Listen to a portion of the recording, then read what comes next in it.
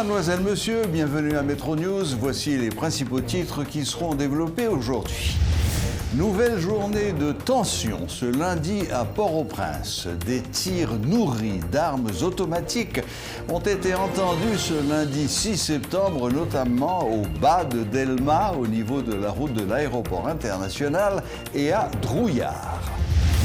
Suite à un conseil supérieur de la police nationale, CSPN, réalisé ce lundi, le Premier ministre Ariel Henry et le directeur général de la police nationale, Léon Charles, donnent l'assurance que l'État prendra toutes les dispositions nécessaires afin de lutter contre le grand banditisme dans le pays.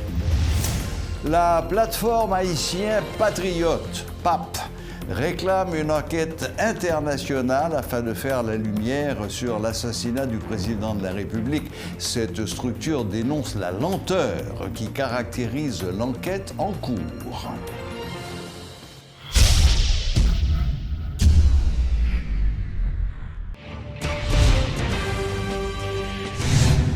Des tirs nourris d'armes automatiques ont été entendus ce lundi 6 septembre, notamment au bas de Delma, au niveau de la route de l'aéroport international, et à Drouillard. 2 conteneurs étaient déposés au carrefour Drouillard, bloquant ainsi la circulation automobile.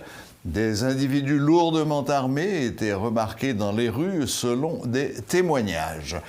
Il faut souligner que plusieurs jours auparavant, le chef de gang de Delma, Jimmy Cherizier, alias Barbecue, avait annoncé les couleurs pour ce lundi sur les réseaux sociaux. La police semble hélas impuissante face aux agissements de ces groupes armés. Le gouvernement se dit préoccupé par les actes des bandits dans la région métropolitaine de Port-au-Prince.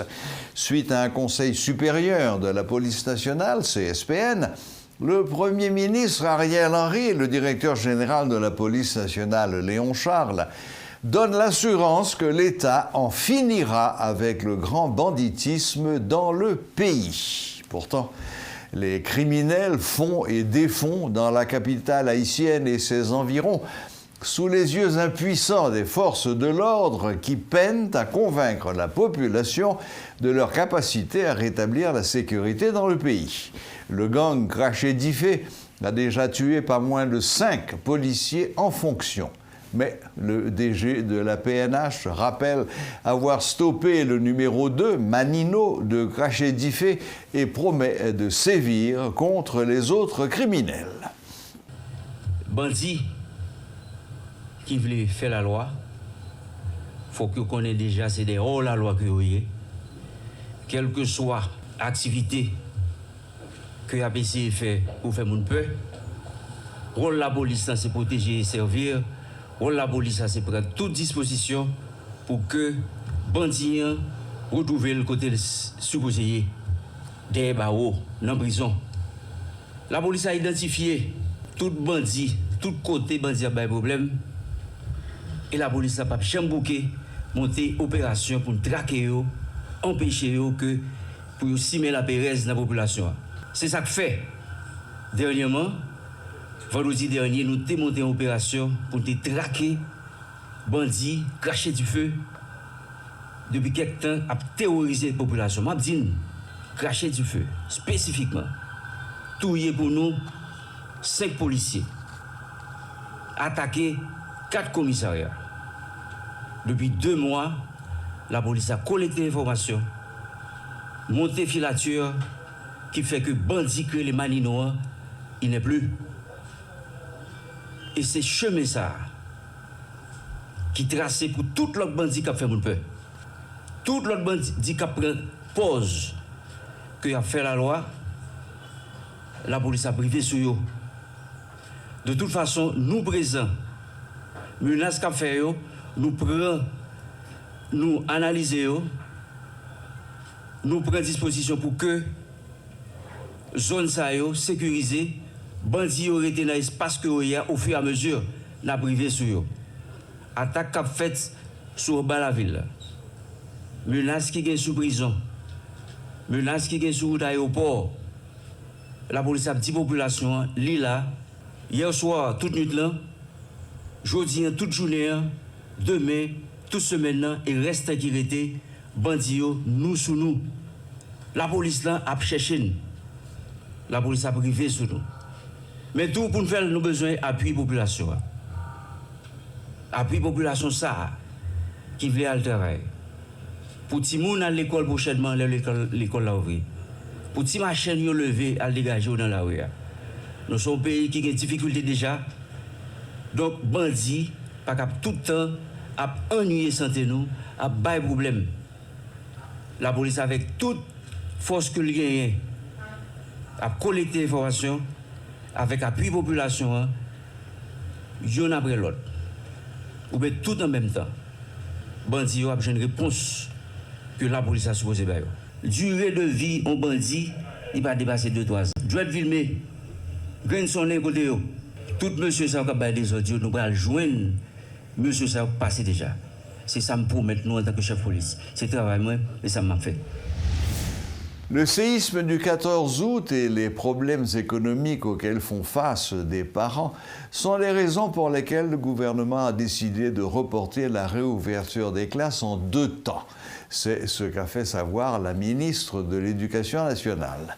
Marie-Lucie Joseph rappelle que les élèves des départements non affectés par le tremblement de terre reprendront le chemin de l'école le 21 septembre et ceux du Grand Sud le 4 octobre prochain. Des dispositions sont prises à tous les niveaux afin de respecter ces nouvelles dates, affirme la titulaire du ministère. Pour qui ça, changement date ça yo? Décision ça prend après conseil municipal qui était fait dans date de septembre non, pour 2 raisons. Première, parce que nous comprenons goudou 14 août là fait un pile dégâts dans Grand Sud là. Un pile l'école rasée. Un pile parents subi dommage. Un pile ti moun bouleversé. L'école Grand Sud yo pas paré pour recevoir ti moun yo. Deuxième raison, un pile parents subi dégradation économique dans le moment Covid-19 là, et puis la trouble là dans différentes régions dans le pays. Ils ont besoin de râler un souffle, un délai pour gérer la question de rentrer l'école là. Le ministère de l'Éducation a fait un genre pour rattraper 2 semaines l'école dans la zone ça. Pour Grand Sud là, il y a des dispositions qui prend pour rattraper mes îles qui pas faites yo. Il y a quelques actions qui commencent à faire, tant que déblayage une série d'écoles qui doit recevoir structure provisoire. Dans la gouvernance secteur, nous rappelons interdiction pour ne pas ouvrir l'autre école avec nouvelle salle classe dans l'école publique. Interdiction pour ne pas aller travailler dans place l'autre monde dans l'école publique. Ça relève sous-traitance. Limiter quantité de timoun dans la salle classe, surtout dans le lycée. Je profite de dire nous finissons les résultats examen 9e année fondamentale. Nous travaillons pour les résultats bac. Il faut nous tous coller tête ensemble pour que les gens puissent tourner l'école. Parce que c'est eux qui avenir pays, c'est eux qui richesse pays. Et puis il faut que nous respections les droits pour rejoindre bon gens l'éducation. Les chambres de commerce du Grand Sud, touchées par le séisme du 14 août dernier, sont invitées à procéder à des évaluations des dégâts du tremblement de terre. La ministre du Tourisme, Luce Curta Cassandra François, annonce que des mesures seront prises afin de venir en aide aux opérateurs touristiques qui évoluent dans le Grand Sud. Dans l'année déjà, nous avons censé 2 hôtels. Donc, Manodo Inde parlé tout à l'heure. Il y a l'hôtel Solidarité qui se trouvait là à Petite Rivière. Nous avons un restaurant qui est complètement détruit. Ça, c'est ça, nous connaissons complètement détruit. Et il y a d'autres hôtels au niveau de Miragua, pas vraiment un grand dommage. Bien entendu, moi, discuter avec TPTC pour nous avoir une évaluation sismique plus poussée pour nous connaître que l'hôtel ça est safe. Et également au niveau du sud, parce que c'est pas seulement dans NIP que me concerné par rapport avec séisme. Donc au niveau du sud, nous avons 17 hôtels détruits et endommagés. Et au niveau de la Grandance, nous avons 10 hôtels qui affectés également. Tout le monde qui est dans ce secteur-là, que ce soit qui travaille directement dans ce secteur-là ou indirectement dans ce secteur-là, le ministère du Tourisme a réfléchi sur un plan de redressement qui est capable d'aider tout le monde à retrouver ou relever la vie économique. Primature lancer des travaux pour nous capable faire comment pour nous capable aider tout secteur relevé. Et le ministère du Tourisme il y a 2 cadres qui travaillent avec le comité ça qui pour travailler sur PDNA qui c'est Post Disaster Needs Assessment. Donc c'est une évaluation qui va le fait de besoins, de pertes et des dommages au niveau de tout secteur et qui gens pour capable relever économiquement. Et donc ça c'est un premier aspect. Et l'autre aspect, projet RIAD Sud, son projet d'aménagement intégré. Et nous avons déjà des acquis sous place, que nous avons fait évaluation à 90% fiable. Et nous avons un projet pour nous être capable d'aider PME touristiques au niveau de Grand Sud ça pour relever. Et là, avec dernières informations qui nous capables, avec la BID que nous gagnons, partenariat ça, qui nous capables rapidement et lancer et première phase d'aide, nous avons dit d'assistance pour PME. La plateforme haïtienne Patriote, PAP, réclame une enquête internationale afin de faire la lumière sur l'assassinat du président de la République. En conférence de presse ce lundi, les membres de la plateforme ont affirmé que Jovenel Moïse était mort en raison de sa volonté de changer le système. Par ailleurs, la PAP s'oppose à l'idée d'une transition dans le pays et appelle à l'organisation de véritables élections démocratiques afin que le peuple puisse voter pour ceux qui le défendent réellement et qui œuvrent dans l'intérêt du pays. Considérant que l'assassinat du président Jovenel Moïse est un affront à la souveraineté nationale et aux valeurs républicaines, considérant que ce crime de lèse-patrie plonge la République dans une crise institutionnelle aiguë, considérant que justice doit être rendue au président Jovenel Moïse, considérant que la situation sécuritaire du pays se dégrade au fur et à mesure que la crise sociopolitique s'accentue, considérant qu'aucun accord politique ne doit reproduire le schéma d'exclusion de l'article 291 de la Constitution de 1987 en excluant l'un des protagonistes, les partisans et alliés du président Jovenel Moïse. A priori, tout accord devant faciliter un dénouement heureux à la crise sociopolitique doit être inclusif, c'est-à-dire il doit réunir en premier lieu les principaux protagonistes, les partisans du président Jovenel Moïse et l'opposition politique. Ceci doit se faire sous les directives de l'actuel Premier ministre, de la société civile et des autres organisés.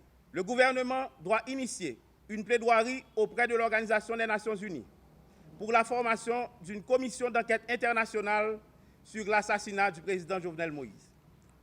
Seule condition pour qu'il y ait un président de la République, il faut au préalable organiser des élections libres, honnêtes et transparentes pendant la vacance présidentielle entraînée par l'assassinat du président Jovenel Moïse. Car, en démocratie, seuls des élus issus d'élections libres sont habilités à remplacer d'autres élus.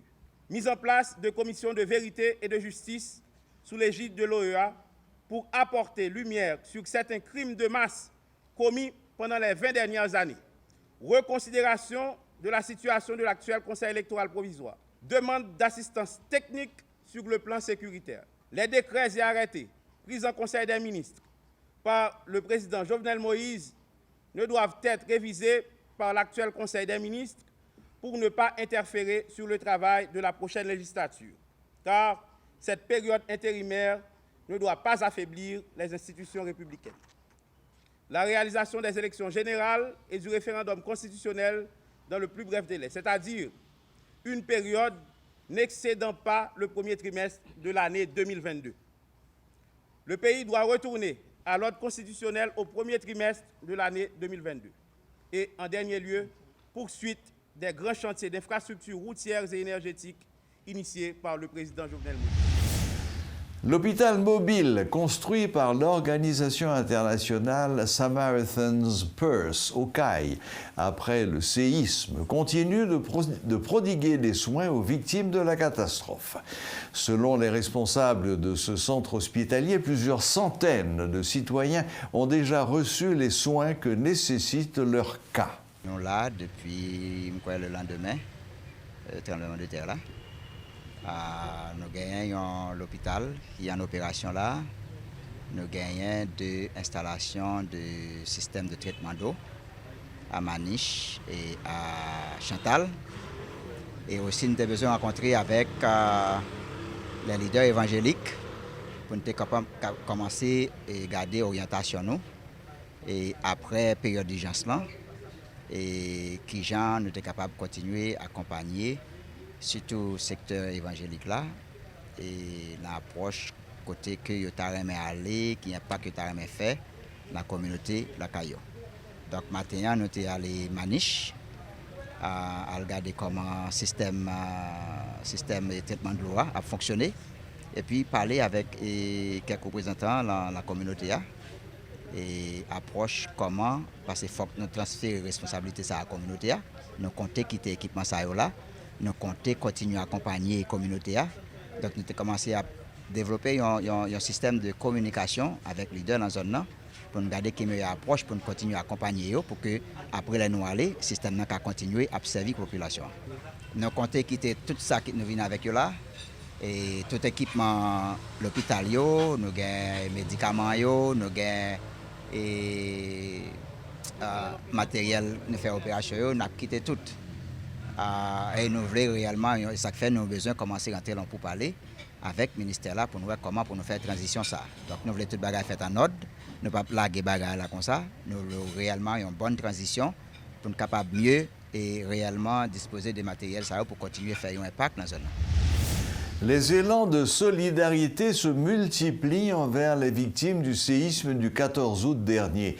À l'initiative d'un citoyen haïtien vivant en Suisse et d'autres organisations, près de 3,5 tonnes d'aide humanitaire sont arrivées ce lundi à Port-au-Prince. Cette aide doit être acheminée dans la Grand'Anse, selon Peter Rennes, l'un des initiateurs de ce mouvement. L'aide que nous venons là, c'est une aide que nous menons par Moun Jérémy avec l'aide des sénateurs Richer. Nous avons dit qu'il faut nous intervenir. Donc, c'est une aide avec aussi l'aide de l'association Jésus la Pierre, qui est une association qui est dans AKS Saint-A. Que nous venons là pour nous porter aide pour Moun Jérémy. L'aide, c'est qui ça y est, c'est simple. Ou à joindre kit alimentaire, ou à joindre rad, ou à joindre kit hygiène, ou à joindre bagaille manger, ou à joindre médicaments en stock. Là, nous avons 3,5 tonnes d'aide qui viennent et nous espérons que le 20 septembre, nous avons encore 2,5 tonnes qui viennent encore.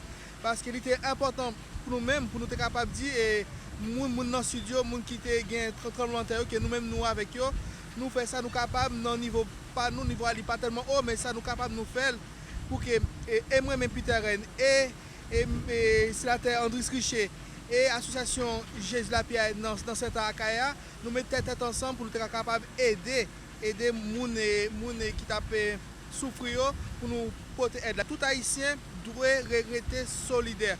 Nous avons souffert, nous avons besoin de bagages. Nous connaissons que ça nous porte pas assez, mais au moins nous avons fait contribution par nous pour nous capables d'aider ceux qui ont besoin. Voilà, la boucle est bouclée. Merci de nous rester fidèles. Très bonne semaine à toutes et à tous et à la prochaine, même heure, même chaîne.